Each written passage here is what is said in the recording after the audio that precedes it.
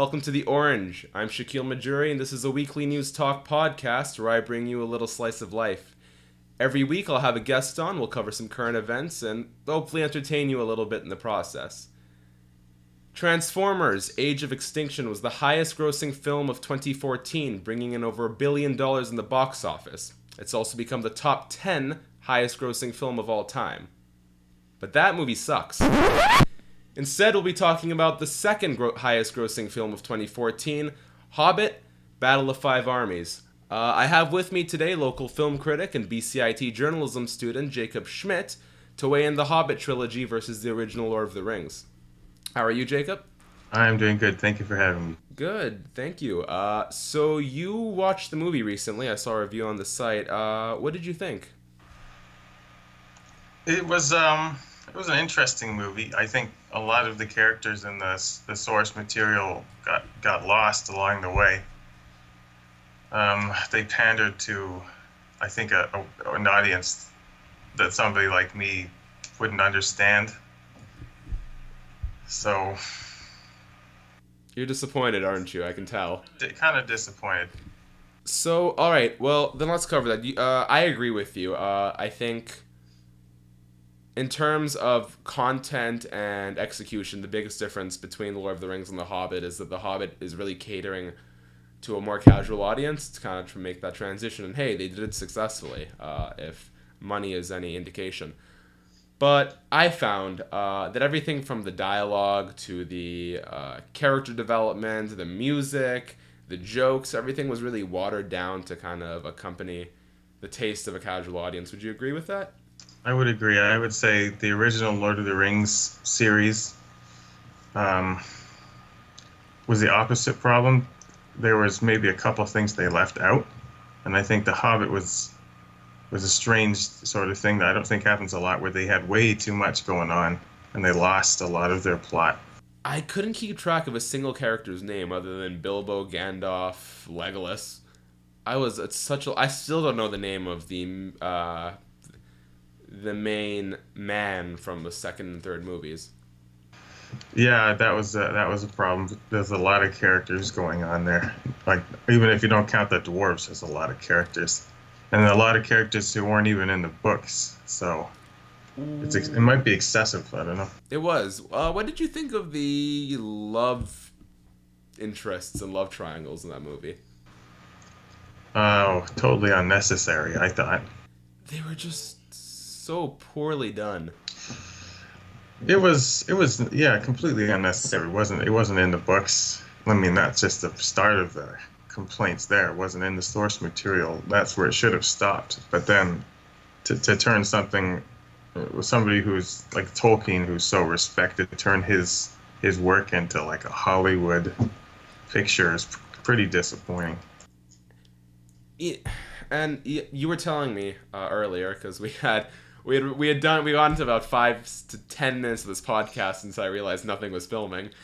You were telling me that in the original Lord of the Rings, between takes, the actors would read.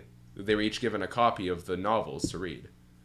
Yes, it was just respect for the source material that I think got lost at some point. I don't know what happened. I could only guess, like, somebody like Peter Jackson. How long has he worked on Lord of the Rings at this point? Probably close to 15, 16 years at this point. There's so much that doesn't make sense in that universe.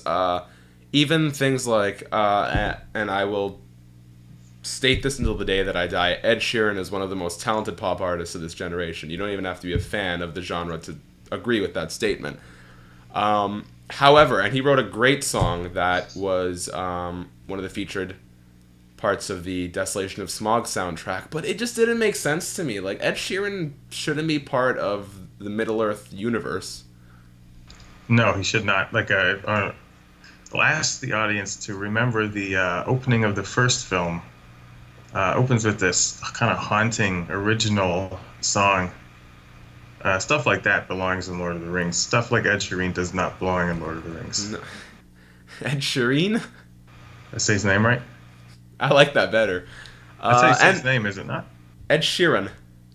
Sheeran. I don't know. Yeah, you have to say it with a British accent for it to make any sense. Sharon. Sharon. I don't know. That wasn't British, but that's fine. Another thing, I remember in the second movie, Bilbo and the dwarves are being chased by something. I won't spoil too much. And there's next to a river in the fields. I remember there being some pugs. And I get that there are still animals in Middle Earth and Lord of the Rings mythos, but puppies just made no sense to me. It was so out of left field. Like, they're really trying to be cute. Yeah, stuff like that. It's just out of place. So we were disagreeing on a point earlier. I was saying how Martin Freeman was probably one of the saving graces of that film. His performance, his star power, was probably one of the only memorable parts of that film. And you had a very different take on his performance. Yeah, I didn't like it. I didn't like it in the first two movies, and in the third movie, I thought they gave him a little more breathing room, and then I more enjoyed his character. But especially early on, I thought he was just a one-trick pony, and he wasn't that interesting. So I kind of even his performance feels a little out of place to me compared to the original movies. But so what didn't you like about his performance? I don't know if I can tell you. I mean, it was just he felt out of place. That was a major thing. He felt like he didn't really belong in that universe. But at the same time, I don't know if he felt like he belonged. Like if the movie's tone had been different, and then it would have felt like he had belonged, I don't think I still would have enjoyed him. I understand The Hobbit isn't really as serious. The original source material is not as serious. It's much more lighthearted. So I can understand why they would want somebody like him in there to kind of make it funny. But I don't think he fit. I think one of the challenges to get across is I think one of the elements that made the original Lord of the Rings so great was that you had the main obviously Frodo and Sam and the One Ring was I'd say maybe the most important aspect of the storyline, but there were equally important storylines and subplots going on that really made it more of an ensemble film. And I think what the third movie touched on and improved a little bit, the third Hobbit, but the other two failed on, is it was so Bilbo-centric, but they had all these other characters, and they didn't have enough time to develop these characters, and so you're left with all these like flat background. It's almost like white noise in the background. Yeah, it would be challenging enough to carry huge movies like this. Like Martin Freeman has to carry these movies on his back in the first two. It's him, and he's reacting to all these characters and stuff, and he's supposed to be our sort of lens into this bizarre world, and that's a challenging task. And I thought, like Lord of the Rings, you got a lot of people who carry that movie. Yeah. Every character feels valuable in Lord of the Rings. Sam is Frodo's anchor. You have Legolas and Gimli, which are one of the greatest comedy relief duos I've ever seen in an action film. That scene where they're out trying to kill the orcs and they're trying to out count each other. Yeah. Wonderful. That is so good. I still watch that scene for kicks. Favorite moments is when he takes down the big, I forget what the actual name is, like the big elephants. And he slides down the trunk, and then Gimli says, like, it still only counts as one. So, sorry, excuse me. What do you think? You were saying how in the original Lord of the Rings they're very faithful and respectful to the source material, the novels.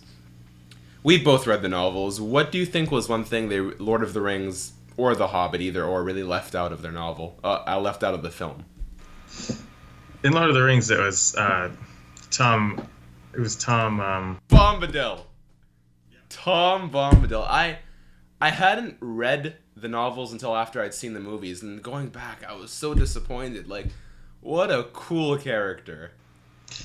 He was missing. I was pretty clear, but actually in the deleted scenes, they originally were going to have him in the film, but he got cut. He was so funny. Yeah, he's a great so character. Funny. Yeah. Kind of a strange character too, really, I think.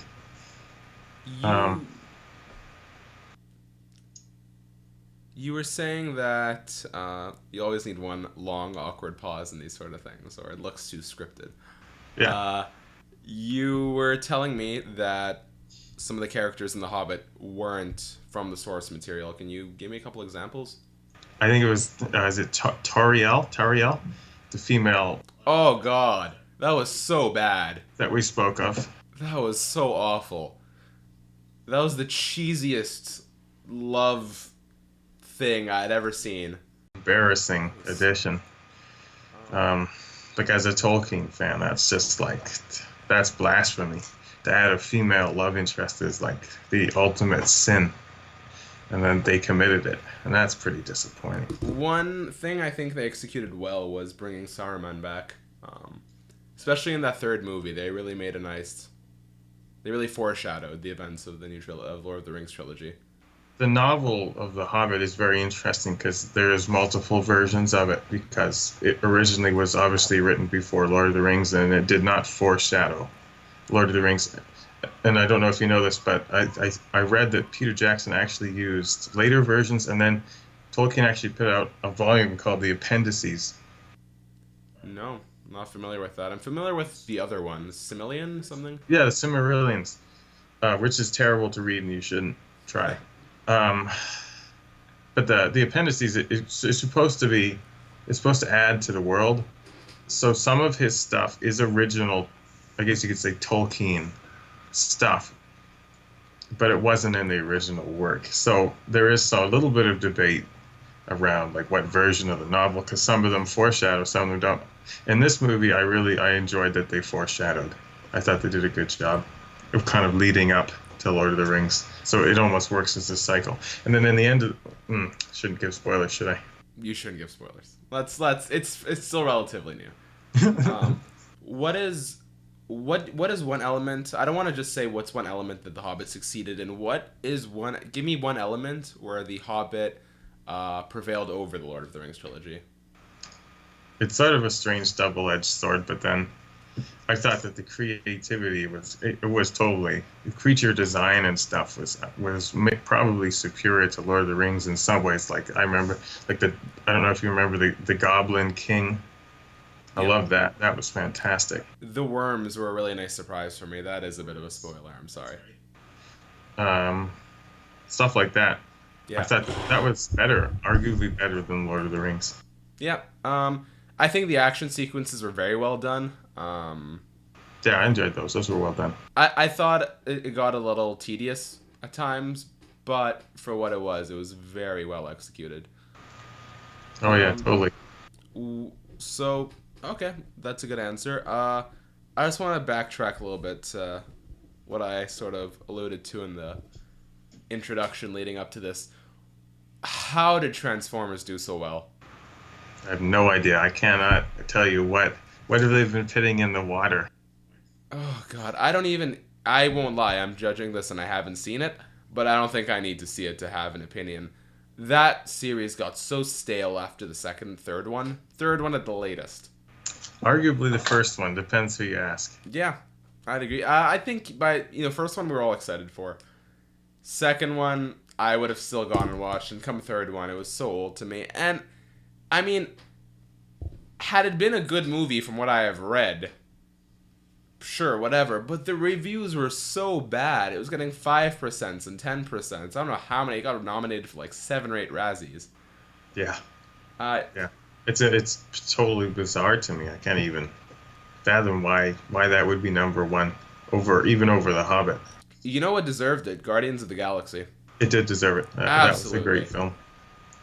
And that was original too. That's what's great about it. They just cranked that out of nowhere. It felt like. Right. I had so many of my friends doubting how good it was gonna be because it was the Guardians of the Galaxy comic book series wasn't that well known, but man did they execute. Chris Pratt became a superstar. Yeah, he totally did. And in fact, cool thing. I don't know if you read this, but Chris Pratt, who plays Star-Lord, and Chris Evans, who plays Captain America, they're having a bit of a Twitter feud over who would win the Super Bowl. Chris Pratt for the Seahawks and Chris Evans for the Patriots. Did you read about this? I have read about that. I've actually reported about that. It's so good. So for those who don't know, they were mocking each other back and forth. They were having a little playful back and forth, whatever you would call it. And they made a bet. And Chris Pratt said if the Patriots lose, Chris Evans has to show up to a Seattle Children's Hospital dressed as Captain America. And if the Seattle Seahawks lose, Chris Pratt has to show up to a New England Children's Hospital in a Star-Lord outfit and a Patriots jersey. That's fantastic. Those are two really cool guys. Like, what a great way to make a bet. Yeah, that's fantastic. It's way better than saying, like, oh, you owe me, who knows, like $1 million. It's like, oh, that's great. Could you imagine? I'm sure some celebrities do that. Oh, yeah. Oh, yeah, they totally do. It's like, hey, $5 billion says that kid trips. Yeah. I think, the boxer Floyd Mayweather regularly loses millions of dollars betting on sports, I'm pretty sure. Yeah, wouldn't be surprised. All right, so give me one last impression of the Hobbit films for you. A valiant effort. You can't really say that they're not enjoyable because it's such a explosion of a movie or a series, I guess. But I would say flawed,